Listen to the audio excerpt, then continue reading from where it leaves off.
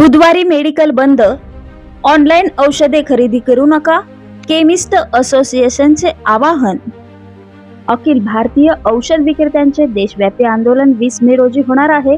बुधवारी 20 मे रोजी देशातील सर्व मेडिकल औषध दुकाने बंद ठेवून निषेध व्यक्त करण्यात येत आहे.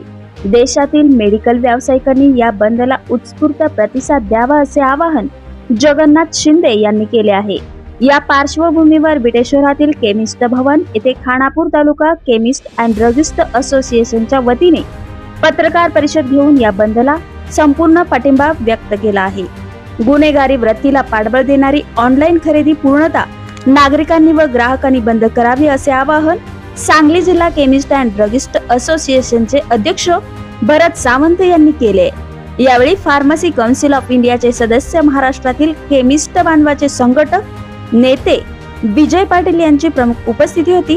अखिल भारतीय औषध विक्रेता संघटनेने बेकायदेशीर ऑनलाईन औषध विक्री तसेच कॉर्पोरेटद्वारे व्यावसायिक स्पर्धेविरोधात 15 मे ते 19 मे अखेर काळ्या फिती लावून काम करण्याचा निर्णय घेतला व बुधवार दिनांक 20 मे रोजी इमर्जन्सी औषध पुरवठा नियोजनाचा अपवाद वगळता सर्व दुकाने व दैनंदिन सेवा बंद ठेवण्याचा निर्णय घेतलाय.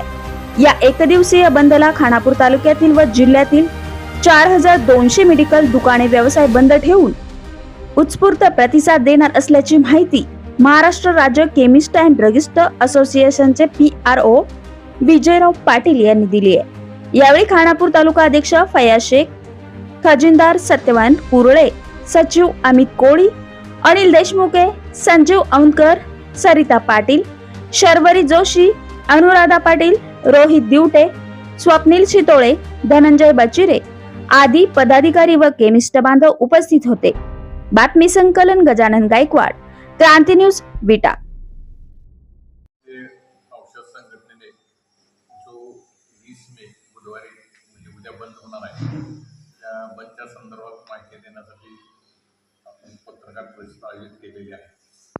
जे काही ऑनलाईन चालू आहे त्याच्यावरचा फार्मासिस्ट कोण आहे, ते प्रिमायसिस कुठं आहे, स्टोरेज कंडिशनच्या बाबत जी चर्चा आता जिल्ह्याच्या अध्यक्षांनी केली, त्या स्टोरेज कंडिशनची नेमकी लोकांना गरज किती आहे ह्याच्याबद्दलचा वर्ल्ड हेल्थ ऑर्गनायझेशनचा अहवाल काय सांगतो, केंद्र शासनाचं यातलं नेमकं धोरण काय, याचा अभ्यास करणं सर्वसामान्य माणसाला बदलत्या परिस्थितीची गरज आहे असं मला स्वतः